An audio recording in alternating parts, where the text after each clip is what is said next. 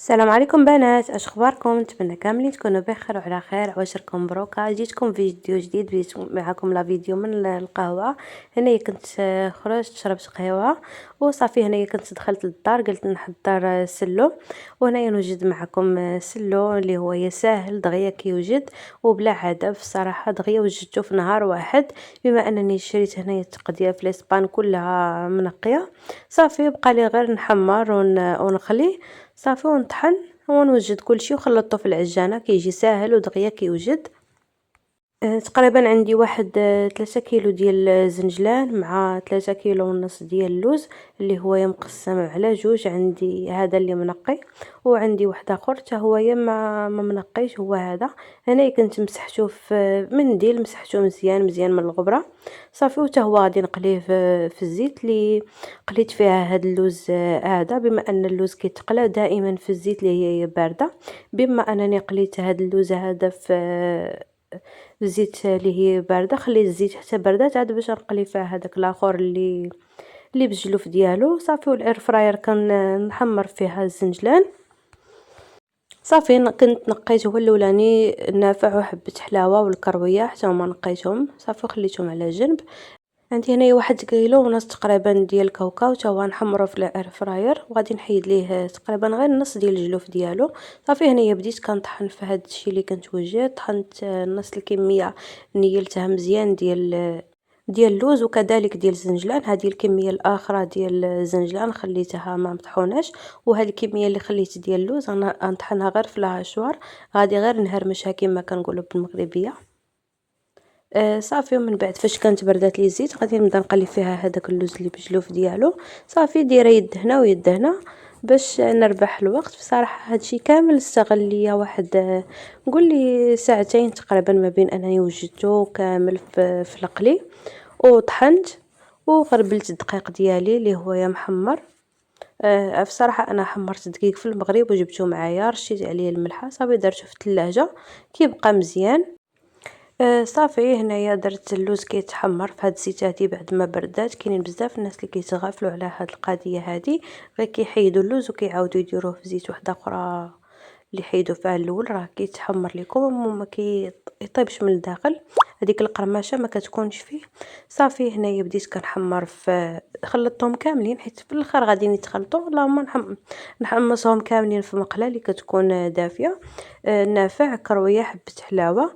وهنا عندي المسكه حره غادي نطحنها مع شويه ديال سنيده صافي. هذا سلو بطريقه اللي هي دغيا مزروبه يد هنا ويد هنا دغيا كتساليه بلا عوين بلا حتى شي حاجه صافي. هنايا او كندير في اللوز ديالي وفي نفس الوقت مراقبه باش ما يتحمرش ليا فوت القياس باش ما يتحرقش، لان لما مشات تحرق لك راه كتضيعي المقادير كامله والواحد راه خاسر هنايا رزقه.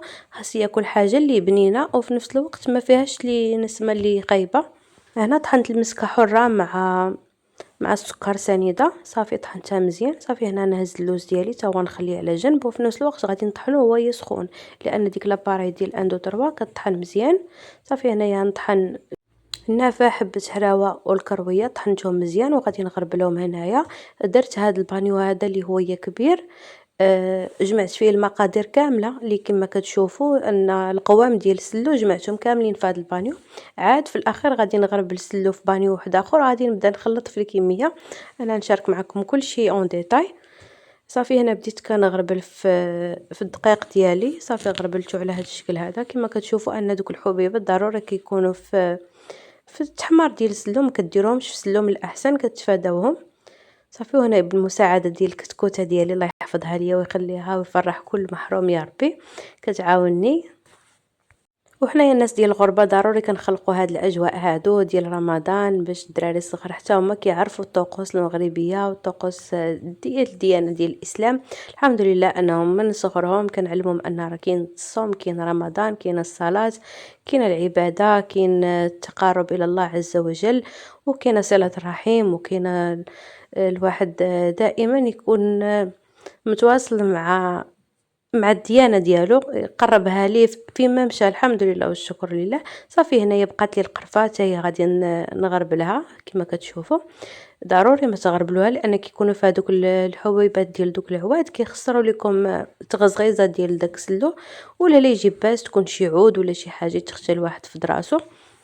صافي وكذلك هنايا السكر حتى هو كلاصي تقريبا هاد الكميه، لان كاين القوام تبارك الله كتير.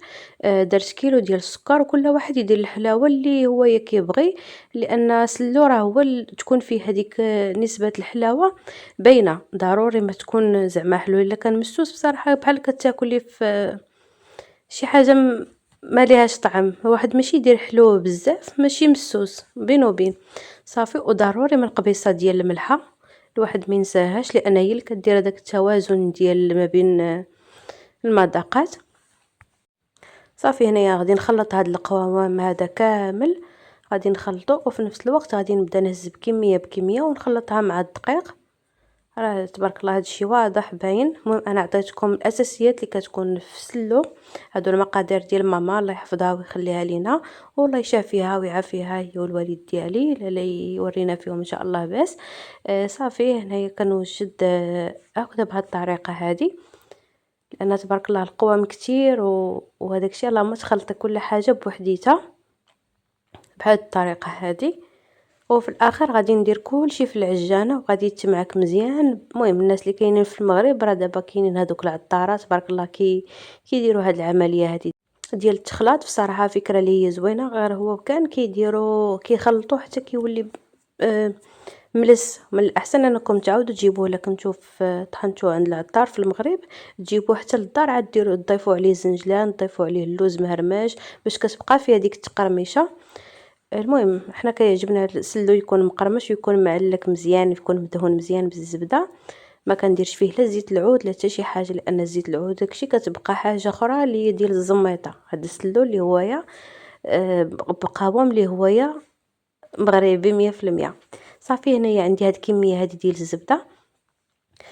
تقريبا عندي 2 4 5 6 ديال الرابعات هما اللي عندي، ومازال زدت رابعه واحده اخرى. صافي غنخليها تذوب حتى تولي بخاليني مزيان، تيولي اللون ديالها قهوي من الاحسن باش كيتحيد من هذاك الحليب ديالو. بما ان هذه الزبده ديال الميركادونا ما كيكونش فيها الحليب بزاف ما كتاخذش معك وقت اللي هو واجز. صافي هنايا صفيتها، ضروري ما تصفيوها. صافي وهنا بديت كنحرك الخليط ديالي. صافي هنا كنحرك هاد الكميه هذه، استعنت بهاد العلوشه هذه. صافي انا خلطته في صراحه غير بالعلوش، ما درت لا يديا لا حتى شي حاجه. في الاخر فاش غادي ندخل مزيان هذاك الزبده في الخليط، انا كنذوق واش الحلاوه هي هذيك. صافي جاتني الحمد لله مزيانه. صافي هنايا غادي حطيت البانيو ديالي في الارض، ما كاين ما احسن من الواحد يدير داكشي بلدي 100%. صافي هنايا كندير هكذا زعما بهذه الطريقه هذه باش نتحكم فيه مزيان. صافي هو دخلت فيه ليدام ديالو مزيان. هنايا غادي نديرو في العجانه بهذه الطريقه هذه. والله الا فكره اللي هي زوينه وكيجي ساهل، ما كيطيح لك لا كتافك لا حتى شي حاجه. ودائما الانسان يمشي في الاطار ديال الحاجه السهله والحاجه اللي ما يتعذبش فيها بزاف. واللي وصل معايا حتى لهنا ما ينساهاش يخلي لي واحد تعليق او لايك للقناه ويبارطاجي القناه مع الاهل والاحباب. وعشركم مبروكه ومرحبا بكم في قناتي وقناتكم ان شاء الله. الله يجعلها ان شاء الله قناه بدايه رزق وتيسير ان شاء الله الرحمن الرحيم. وهنا كتشوفوا معايا بانه كيتخلط مزيان كيخرج داك الليدام ديال القوام. وان شاء الله حتى البدايه ديال رمضان نشارك معكم الشكل النهائي ديال